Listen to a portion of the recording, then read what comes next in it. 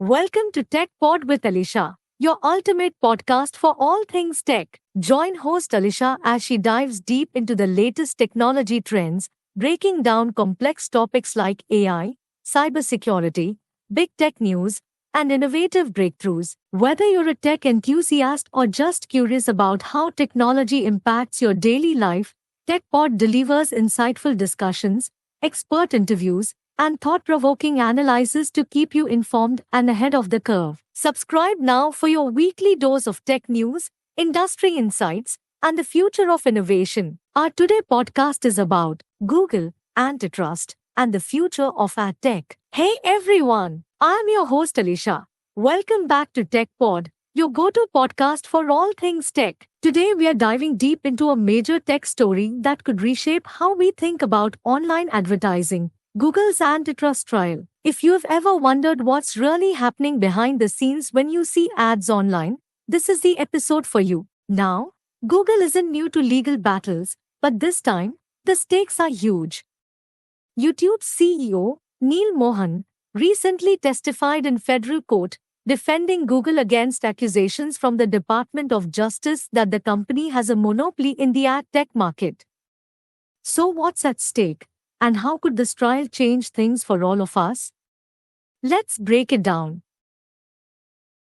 To give you a bit of background, this all started last year when the Justice Department, along with 8 states, sued Google, accusing them of abusing their control over ad technology. The government argues that Google's acquisitions of key companies like DoubleClick helped them dominate the market, driving up prices and squeezing out competition. Neil Mohan, who's been with Google since they acquired DoubleClick in 2008, kicked off the second week of the trial. He stood by Google's side, saying the company's success is all about innovation and offering better services to their customers, both publishers and advertisers. Here is what's interesting. Mohan testified that Google actually faces a lot of competition in the ad tech market, which means they weren't just buying out rivals to eliminate them. Instead, Google was responding to the demands of the market. And, let's be real, ad tech has become one of the most complex and competitive industries in the digital world. He pointed out that Google's growth in ad tech is driven by one key factor: product innovation. According to Mohan, Google wasn't trying to control the market. They were just trying to meet the needs of businesses that wanted better ad tools. But the Justice Department sees it differently. The DOJ's case is built around the idea that Google, with its massive power, has stifled competition and harmed publishers. They're even asking the judge to break up Google's ad tech business, which generated $31 billion in revenue last year. That's about 10% of Google's total revenue. So yeah, it's a big deal. Now, one of the central points of contention is Google's acquisition of DoubleClick, which allowed them to dominate online ad sales.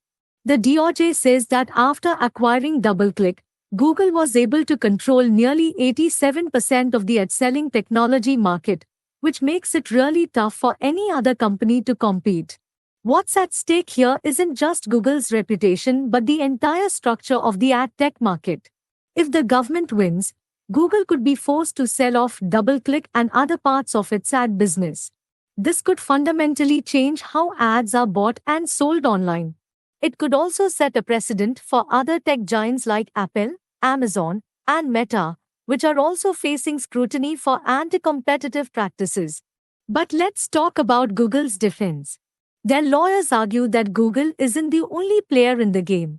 Back when they acquired DoubleClick, companies like Microsoft, Yahoo, and AOL were all expanding their ad tech capabilities. So, according to them, Google was just part of the competition, not trying to wipe it out. In fact, Google's lawyers pointed to emails and memos where Mohan talked about growing the overall pie for advertisers, publishers, and Google itself. He argued that as the industry grows, everyone benefits, not just Google. But the DOJ doesn't see it that way. They've presented emails showing Google executives discussing ways to park competitors, essentially removing them from the playing field after acquiring them. One example is when Google acquired a company called Admeld, a competitor in the ad tech space. The DOJ claims this was a strategy to eliminate threats and maintain their dominance. Google, of course, denies this. Mohan testified that parking didn't mean shutting down competitors, but rather integrating them into Google's ecosystem. He said it was all part of staying competitive in a rapidly changing market. Another key issue is the fees Google charges publishers to run ad auctions using its ad exchange system. Some witnesses testified that Google's dominant position allows them to charge a 20% fee, which they say is only possible because publishers rely on Google's tools to access advertisers. The Justice Department argues that Google's control of these tools makes it nearly impossible for other companies to compete, effectively locking out smaller players in the market. So, what does all of this mean for the future? Well, if Google is found to have violated antitrust laws, we could see a breakup of one of the world's biggest tech companies. That would shake up the entire ad tech industry and could lead to more competition, potentially lowering ad prices and giving publishers more options. On the other hand, if Google wins, it would reinforce the power of big tech companies to continue growing through acquisitions and consolidating their power in various markets.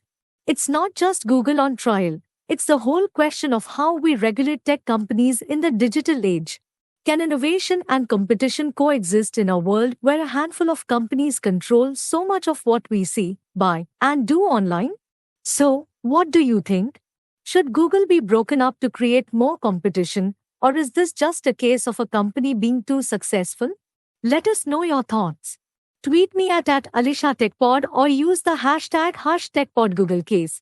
That's it for today's episode of TechPod. Thanks for tuning in. Make sure to subscribe so you don't miss any updates on this case or other big tech stories. I'll be following this trial closely, so I'll keep you posted. Until next time, I'm Alisha, and you've been listening to TechPod.